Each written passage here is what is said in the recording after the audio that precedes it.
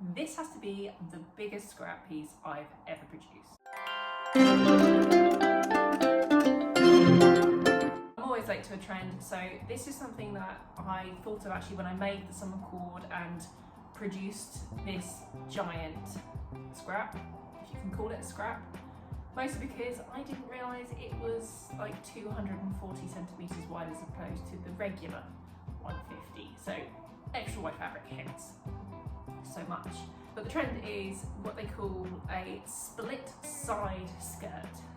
The idea is that you have two waistbands and they are fully adjustable, and there is a pattern that is available, but I'm going to do the self-draft method in this, and basically my aim is to use up as much of this as possible because I really don't need like more than 3 garments in this fabric, and then any smaller scraps can go into like scrappy scrap projects, like true scrap projects, instead of actually making a full other garment. But yeah, aim is to get as much of this into the skirt. So I'm thinking a big tile sash for the waistband that goes over the top, and maybe even a double circle skirt because I've never done that before. So I've done circle skirts, I love a circle skirt, but let's see if I can get, or maybe 1.5. Let's see if I can get more than a single circle out of this. This is really swishy. I'm gonna rearrange now. So yeah, this thing is literally giant. Basically, a double circle skirt means instead of just 360 degrees, you're doing 720. So you assume your waist measurement is half the size, and that gives you that radius. But yeah, I'm gonna, I think, probably switch to time lapse, see if I can fit that in, and if I can, then I'll work out the rest in a bit.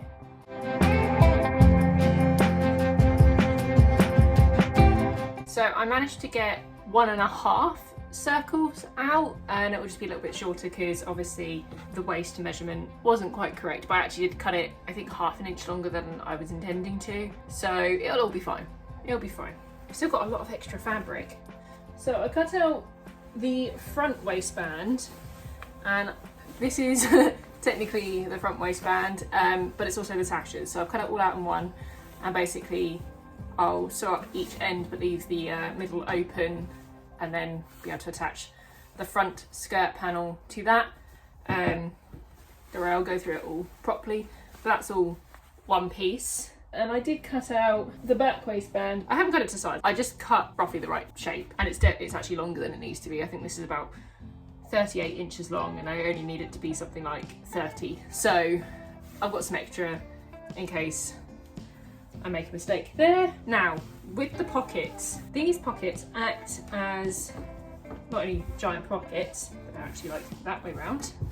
This was the size seen, but they act as like a backing. Because of the split side, the skirt itself might open a bit, so you might see some of the pocket. So you want them to be right sides facing forward, but then you might see a little bit of the back. And I was absolutely fine with that.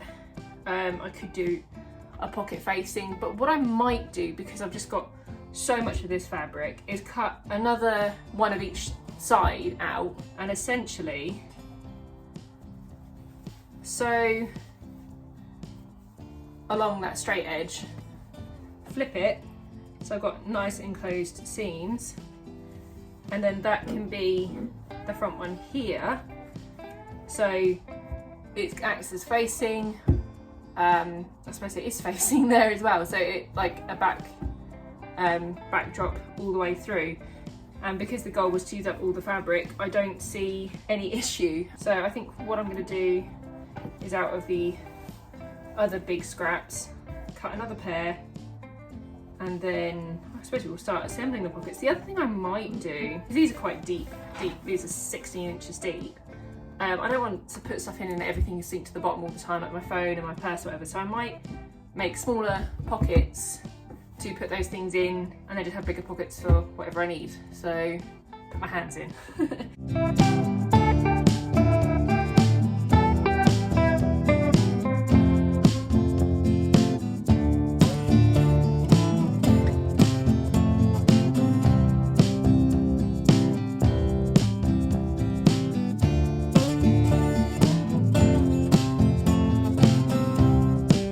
So now I'm going to assemble these. Let's do the nicer one first. Right, so this is how it's gonna be in the end, and this is the hand opening, so this is gonna go into the skirt panel.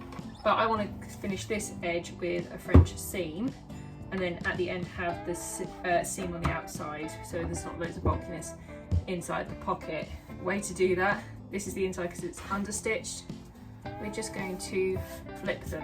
So you could also baste around there to make sure they line up, they don't shift. Let's cut out some of this extra, we don't need this thread. Yeah, I'm now going to stitch around that curved edge. Again, I don't calculate extra seam allowance for French seams, which I hear a rumour in France are actually called English seams. I'd like to know if that's actually true.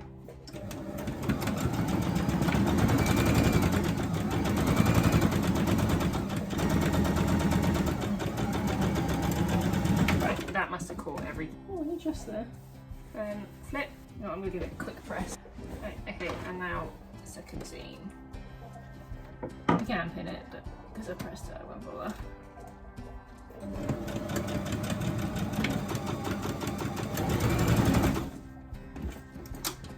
There we go. One French seamed pocket. And this is the opening. You've got your extra little ones at the back there. And this is the front. This will be in the waistband, and this will go in the side skirts. This is my left-hand pocket. Repeat with the other one. The pockets are done. That's how they'll be. So I managed to get 1.5 circles, which meant I managed to actually cut one as a full circle. I have now cut that in half, so I've now got 3 half circles, or I did, because this is a split side, which means half of the skirt needs to be on the front and half needs to be on the back. So I actually need 3/4 of a circle on each waistband. So I've cut one of them in half again, so I've now got 2 half circles and 2 quarter circles. However, that's going to look odd because you're going to have like big bit with no seam and then a panel half the size. So what I'm going to do, I'm going to fake it instead of cutting it and then sewing it back together, because that's just a waste of thread and I'd have to French seam it. Instead, I am going to just fold and stitch, so I have like a false seam there. I'm going to do right side to right side, and I'm just going to do the smallest seam down that edge. Do I iron it first? I'll iron it. It's easier than pinning it. I'm going to do a very small seam.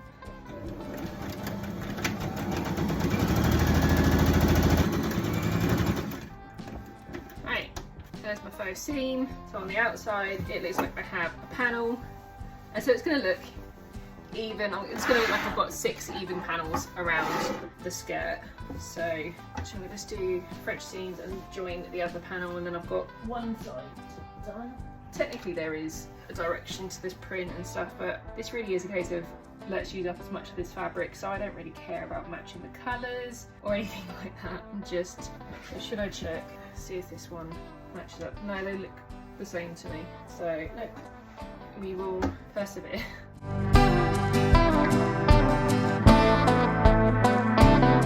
Flip, press and stitch again. I'm going to run out on this line.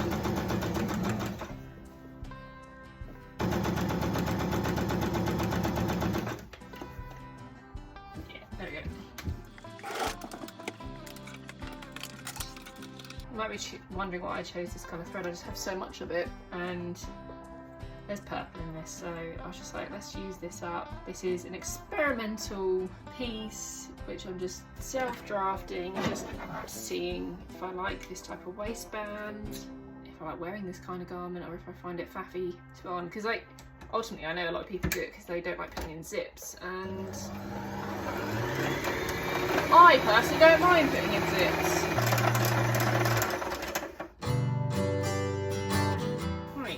So that is one skirt either front or back. When you calculate the radius of your waistband, quite a few people will then round up that number because I think it's safer, and if you don't mind it being gathered, then yes, round up. But actually, rounding down with a circle skirt is actually the safest, because you've got to remember the seam allowance.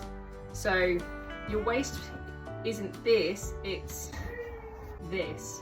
But even then, yeah, I'm gonna lose probably a couple of inches at the top, but that's okay. Time to repeat with the other panel. Now I've got front and back skirt panels done, so they're exactly the same. Well, pattern might vary ever so slightly. So you've got the real seam and the faux seam. I'm just going to attach the pockets now.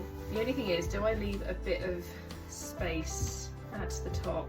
Right, there's my flamingo. I need, so 16. This is probably the loose side of the way doing this. Yeah, it's about 1.5 inches. I'll do the pockets an inch lower, and then we can work it out. This is the back, so this is going to come like that, and so just along the back piece, and then the front piece is going to lay on top. Let's start it an inch lower, right side to right side, but we're only doing the back pocket. I don't think we caught. Oh, so what's in there? 1/2 inch seam allowance. So I usually prefer staying with 5/8 of an inch seam allowance, but I must admit when drafting, 1/2 inch is just a lot easier on the maths.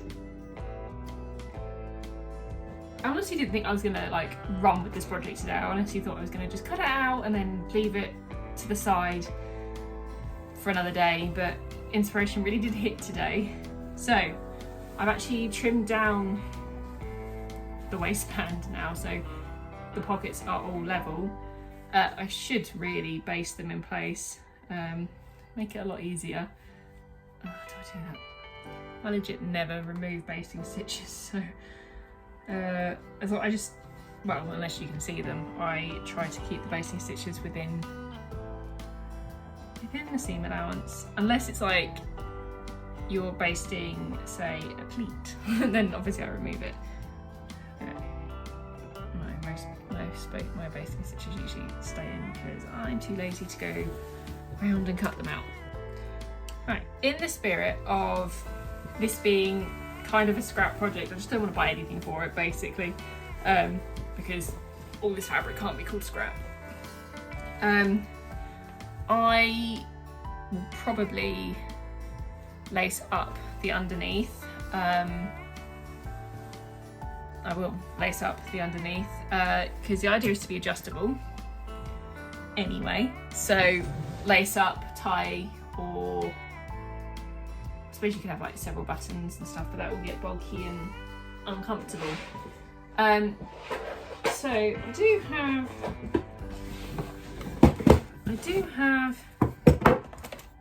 tiny, teeny, tiny eyelets. And giant eyelets. Don't think I'll be using them. And they're a bit bigger. Ah! I do have these ones, right. How many of these do I have? So 5.5 millimeters. That's the internal. I won't be able to use you though, will I? What are you then? Don't actually tell me what size these are. Oh, you're 3/16. So those I could put them in my copper dial. Or the other thing I could do is just make loops. The reason I need to decide that now is because if I'm going to do the ribbon method, where I'm making my own loops, I need to add them before, so they're nice and secured in that seam. If I do grommets or eyelets or whatever you want to call them, then do I want to add interfacing? I'm going to do the front one first and then work that one out. So first things first, I need to cut off that, but from the front skirt. I'm going to do this in a really weird way, I think. Potentially, even though there's leftover, I might keep that leftover in this inside, and instead of interfacing, that will act as like stability. That's my idea. It's not probably the best one, but we're going with it because I don't want to get the interfacing out. Those seams don't match, but it's fine. I'm going to mark the actual centre. It's such a volume skirt anyway, you're not going to really see it. Matching centres. I'm going to lay this out like this. Remember, we're not sewing up here, we're sewing here.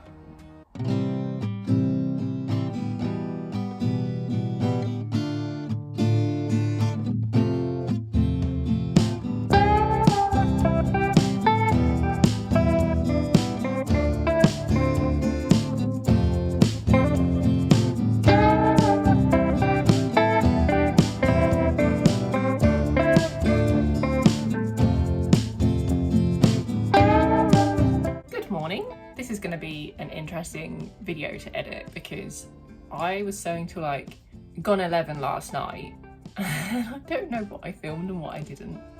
So this will be fun, especially as I was aiming for this to be a little bit more instructive than my other videos.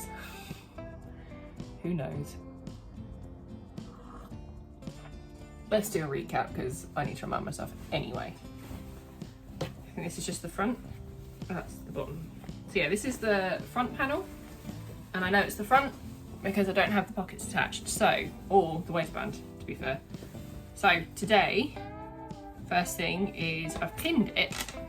So this is the waistband cum sash all in one giant, because it was such wide material, one giant cut piece, whatever. So I marked the centre, which I've done on one side and not two, so I know it's not a pin to keep it together. I then measured out, so half my waist is 15.5 inches, so I measured out 7 3/4 either side, and then I've pinned it the rest of the way, and I've just done a nice little point because I think that looks nicer. Either end, so I need to sew one side, stop, leave that gap, sew the other side, turn it the right way through, and then attach it to this. These edges are going to roll in slightly, but I think I'm just going to let them hang free for a second.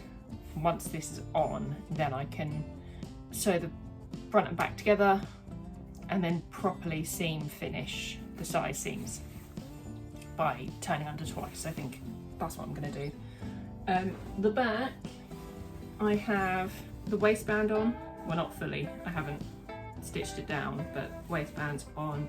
There's the pockets either side. So that's the back. That's going to come round, and there's going to be, I think it's about a 3-inch, 2 to 3 inch gap in the middle.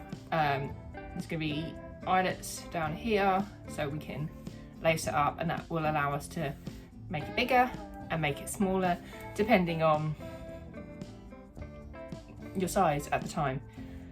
So I don't know if I ever said why this took off. So adjustable clothing, you know, the idea of letting clothing last longer than just a season, or like just one weight,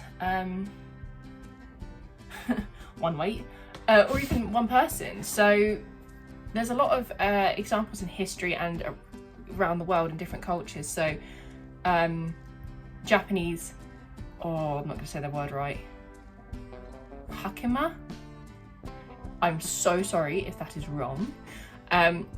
But that's a type of pleated trouser, which it differs ever so slightly because you tie the front one on first and then the back waistband, but it is split down the sides. The idea being with that, you can just open the back and go to the toilet without having to take the whole thing off. And it's quite historical, but I think it's used as like regalia, as in a very, very formal dress. It's very traditional, very like maybe some rituals or ceremonial dress, that's what I'm trying to say. There's also Thai fisherman pants that I'm aware of that have a similar kind, they're a bit slimmer than, I don't think they're pleated, but they've got a similar tie-on method.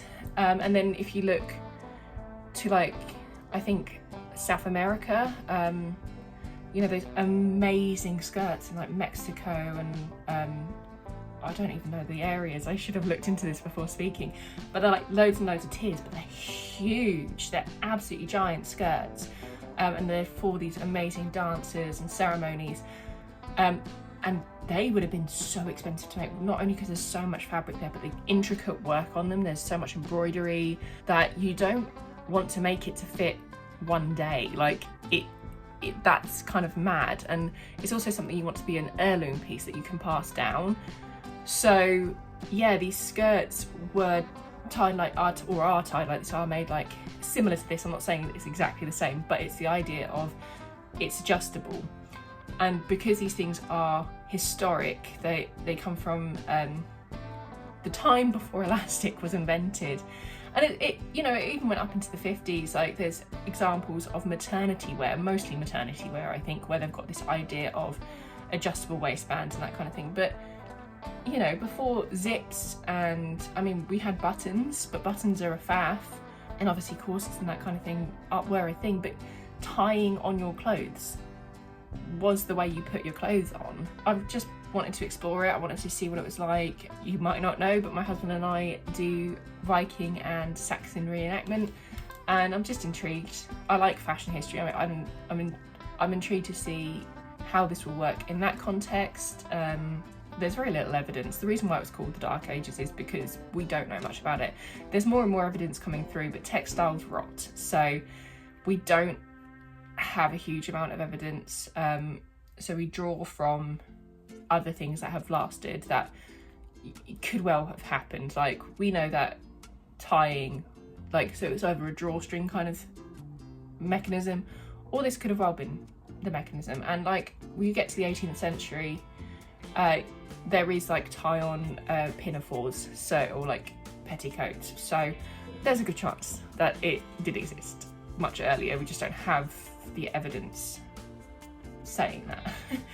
Yeah, so I wanted to experiment with this. I'm very much a person who buys fabric for a project. Like I won't just see a fabric and be like, right, I like that, I'm gonna buy 5 meters of it or whatever, so I have enough to do whatever I want with it in the end. 5 meters might be a bit much, but I do like a big 50s skirt and dress, so 5 meters kind of is my go-to. But yeah, I don't have a fabric stash. It's not something I just, sometimes I inherit things, but through moving away and coming back, I've purged everything already. So I didn't have any fabric that not that I didn't care about, but wasn't spoken for other projects. So I thought, you know what, because I did the maths just so wrong on this, because this fabric was a whopping 2 meters 40 wide as opposed to 1.5 meters, so nearly a whole meter extra wide. So I got nearly double the amount I actually needed. Yeah, I just thought this would be the perfect excuse. And it's a cotton, it is a cotton sateen, so it's a bit slippery, it's a bit mobile, but it's not impossible to work with. So yeah, that's why I'm doing the experiment. There's a little bit of the history. There's so much more information out there if you actually want to look into it. Let's see if I can finish this today. I think I'm going to start with the sash and then sew that on, and hopefully we'll have an actual skirt in not too distant a future. I'm trying to decide if I want to hand sew my waistband down or be lazy and machine stitch it. I could stitch in the ditch. I know I said I wasn't going to do too much time lapse, but I think I will on this occasion. See you in a bit.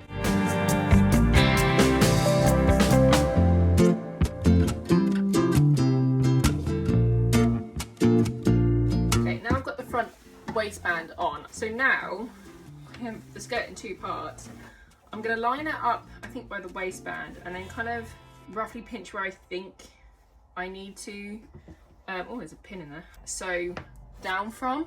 Basically, you need enough space that once it's open, you can get it over your hips.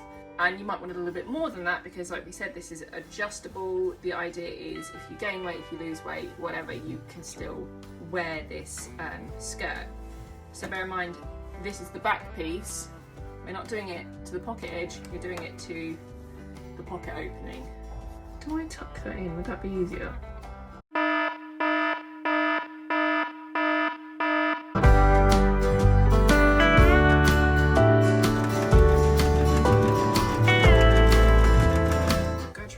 Okay, slits are in okay place. The issue, and now the pocket's on the outside, so that's wrong.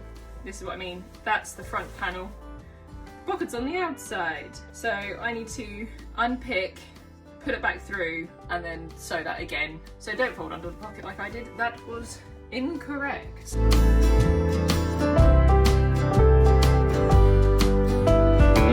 The front panel, this one, goes over that back panel. Okay, everything's kind of now in its correct place. Now I think it's just a case of seam finishing the side seams, stitching down those waistbands on the inside, adding the grommets, and hemming. That's a lot of work, but it's the finishing touches.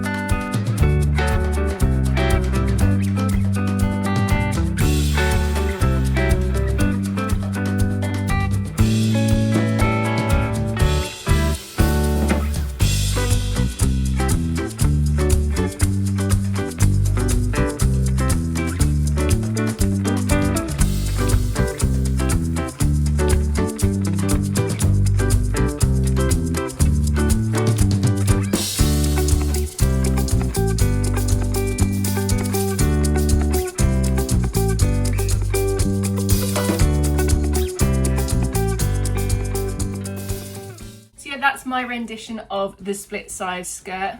Better late than never. Yeah, hopefully more exploration on this channel and not just following a pattern.